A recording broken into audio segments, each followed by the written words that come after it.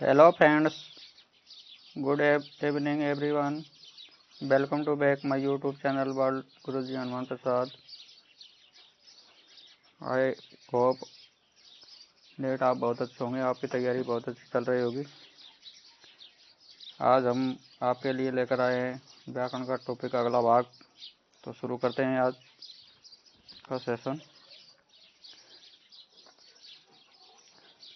हम पढ़ रहे थे स्वर के प्रकार।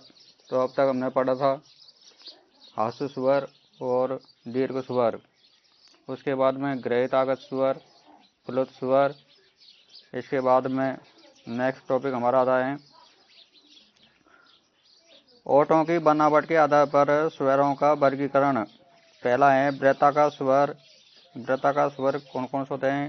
उ, ओ, औ, औ, ये रह रही हैं। यहाँ पर औ है,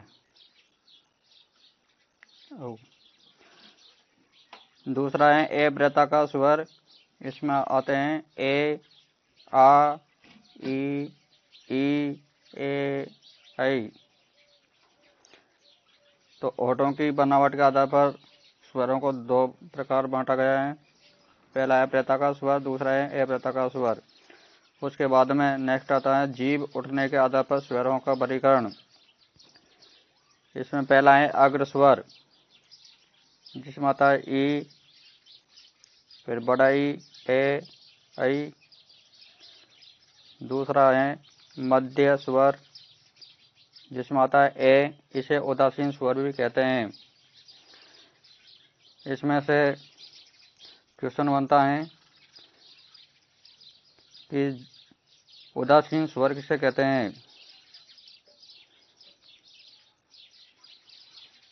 तो इसका आंसर होगा ए। उसके बाद में आता है तीसरा फर्स्ट स्वर। फर्स्ट स्वर में आता है आ, उ, ओ, औ।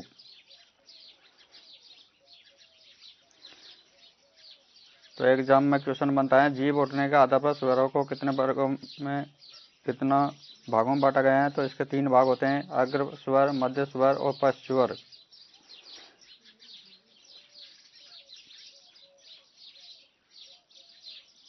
नेक्स्ट क्वेश्चन बनता है निम्नलिखित में से अग्र स्वर कौन कौन से हैं? तो इसमें आएगा ई, ए, ऐ।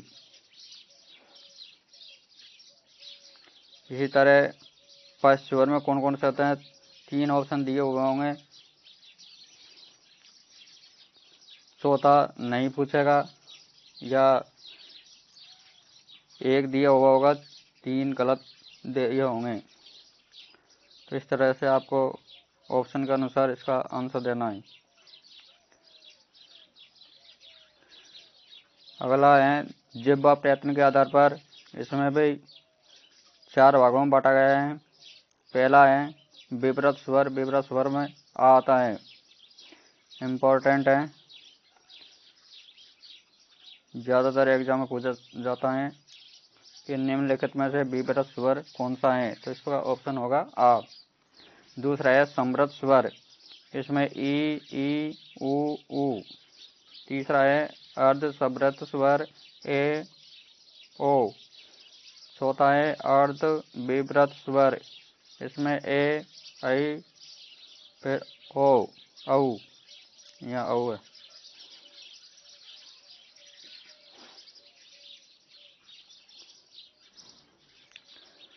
चौथा है उत्पत्ति या संरचना के आधार पर इसके 2 भेद होते हैं। पहला है मूल स्वर, दूसरा है संधि स्वर। अब मूल स्वर क्या होते हैं और संधि स्वर क्या होते हैं? तो देखते हैं इनको।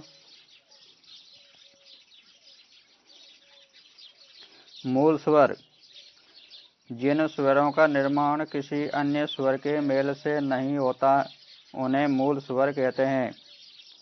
कहने का तात्पर्य है कि जिनमें दूसरा स्वर नहीं मिलता है, उन्हें हम मूल स्वर कहते हैं। मूल स्वर 4 हैं, ए, ई, उ, री। कहने का मतलब है जितने भी आश्व स्वर होते हैं, ये मूल रूप से 4 होते हैं। दूसरा है संधि स्वर। जिन स्वरों का निर्माण दो स्वरों के मेल से होता है उन्हें स्वर कहते हैं। इसके दो भेद होते हैं, पहला है दीर्घ स्वर, दूसरा है संयुक्त स्वर।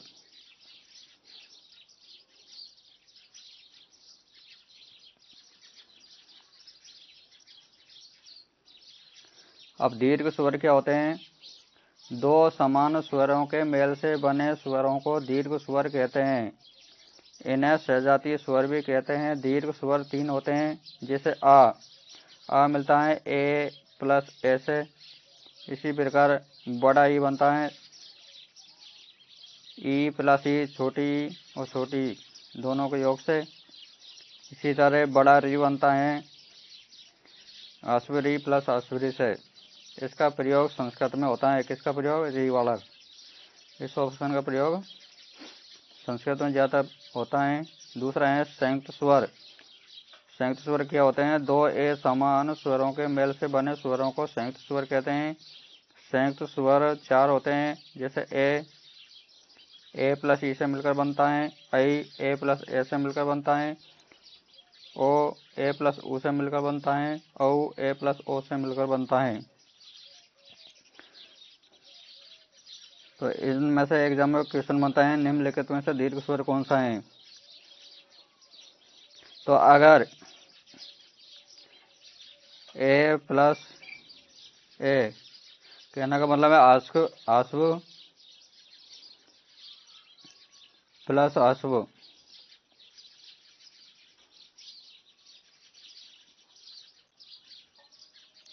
दोनों का योग हो तो उसे दीर्घ स्वर कहते हैं। और संयुक्त स्वर में आश्व और दीर्घ दोनों स्वरों का मेल होता है, उसे हम संयुक्त स्वर कहते हैं।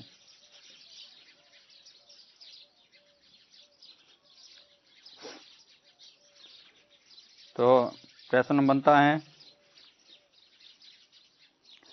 कि संधि स्वर के कितने भेद होते हैं? तो संधि स्वर के दो भेद होते हैं, एक तो होता है दीर्घ स्वर और दूसरा होता है संयुक्त स्वर। और मूल स्वर कितने होते हैं? मूल स्वर चार होते हैं।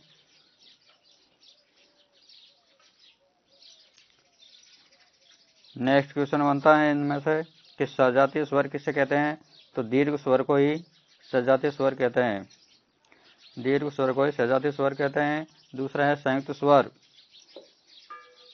संयुक्त स्वर कितने होते हैं? तो संयुक्त स्वर चार होते हैं।